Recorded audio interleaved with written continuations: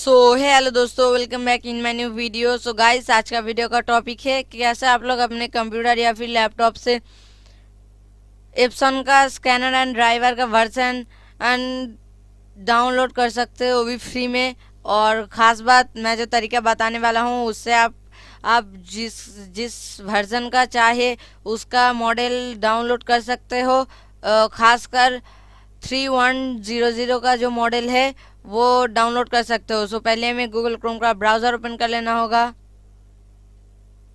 उसके बाद search engine में सर्च कर देना होगा एप्सन L3100 ड्राइवर स्कैनर। उसके बाद आपके सामने कुछ इस तरह का इंटरफेस शो हो जाएगा।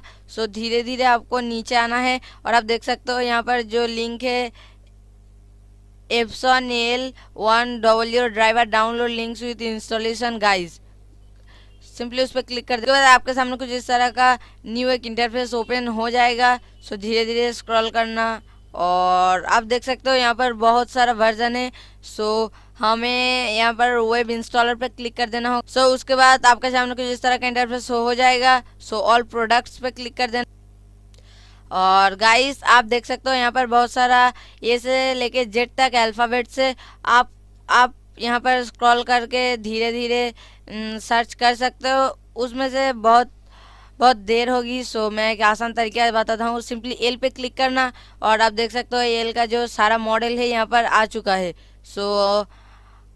हमें L3100 का मॉडल सर्च करना है। मैं सर्च करता हूँ। गाइस, यहाँ पर बहुत सारा मॉडल है, आप जो चाहे इस तरीके से वो इंस्टॉल कर सकते हो। सिंपली हमें L3100 पे क्लिक कर देना, जो कि हमें इंस्टॉल करना है। उस पर क्लिक कर दिया। उसके बाद लेट्स स्टार्ट इस पर क्लिक कर देना होगा। गाइस, आपके सामने कुछ इस तरह का इंटरफेस हो जाएगा। धीरे धीरे स्क्रॉल डाउन करना। उसके बाद ये जो फर्स्ट सेटअप है, अगर आप इसे इंस्टॉल करना चाहते हो तो ये सेटअप क्या काम करते हैं मैं बताता हूँ। ये जो सेटअप है ये आपके प्रिंटर को जो इंक है उसका कंट्रोल करता है। हमें वो नहीं चाहिए। हमें जो 2 नंबर वाला सेटअप है हमें यही चाहिए, क्योंकि हमें लैपटॉप या फिर कंप्यूटर के साथ स्कैनर को लिंक करना है। डाउनलोड पे सिंपली क्लिक कर देना। उसके बाद गाइस, यहाँ पर देख सकते हो ये इंस्टॉल हो चुका है। सिंपली इस पर राइट क्लिक कर देना और शो इन फोल्डर पे क्लिक कर देना। गाइस, उसके बाद आप देख सकते हो यहाँ पर आ चुका है। गाइस, उसके बाद उसे राइट क्लिक करके ओपन कर देना होगा। उसके बाद रन कर देना होगा। उसके बाद फिर यस कर देना होगा।